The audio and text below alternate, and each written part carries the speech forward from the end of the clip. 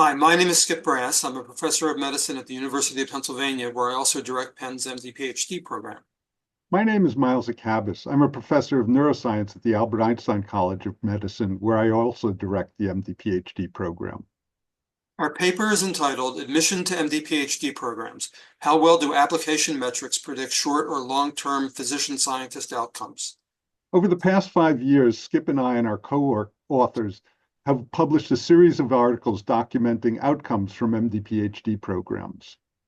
Many of the articles have drawn from the National Outcome Study survey data on over 10,000 graduates of MD-PhD programs collected in cooperation with our colleagues at the AAMC. Those articles have explored questions about workplace, research effort, grant funding, and career paths. Myles, the present study also draws on data from the National Outcome Study, but is different than what we have done previously.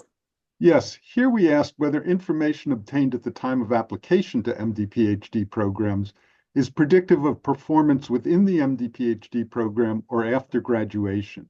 Inputs included quantifiable metrics such as college grade point average, MCAT score, sex, underrepresented in medicine status, and whether the applicant had taken a gap after college before starting an MD-PhD program. Outputs included time to degree, choice of a research-friendly clinical specialty, self-reported research effort after completion of training, and choice of a favorable workplace. Favorable workplaces included academia, research institutes, the NIH, pharma, and biotech. Research-friendly clinical areas were those in which MD-PhD program alumni reported being able to spend at least half of their time on research. The data were analyzed using machine learning and multivariate linear regression analysis. We also drew on data that we had collected from our own programs at Einstein and Penn on students who had graduated from 2006 to 2024. This data set is of particular interest because it includes the admissions committee's summative impression of each candidate.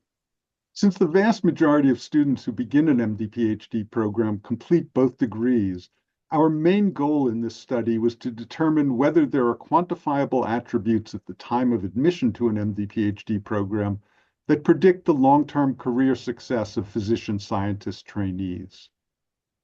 Myles, sounds great. What were the key findings?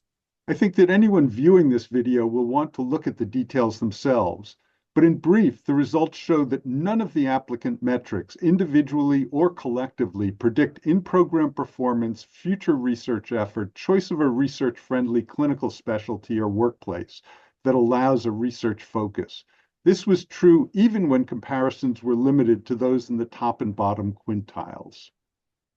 In other words, however helpful they may be for evaluating academic preparation for medical and graduate school, the admissions data do not predict who will have a career as a successful research-focused physician scientist, which after all is the goal of MD-PhD training. One limitation of the study is that we only have data on applicants who are accepted into MD-PhD programs. Fair enough, but are the results still useful? How might they be used by admissions committees? To me, the results confirm that there is no magic bullet or crystal ball when it comes to evaluating candidates. While past academic performance may be useful for determining a candidate's ability to thrive in medical school, it doesn't predict whether they will be a successful and innovative physician scientist.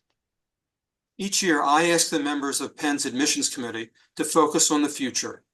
What do we hope will be the answer when one of our alumni completes a career survey 20 years after graduation? How likely is it that they will be successful as physicians and investigators, pushing back the boundaries of medical knowledge and discovery?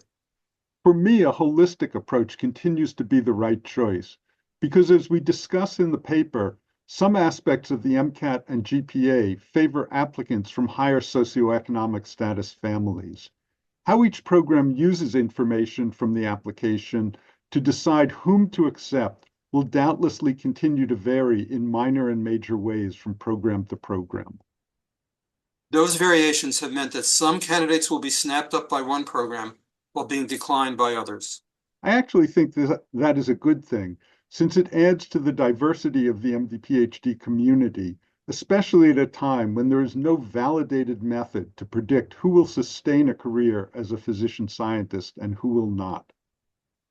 Thanks, Myles. We hope that everyone watching this video enjoys reading the manuscript and finds the data useful.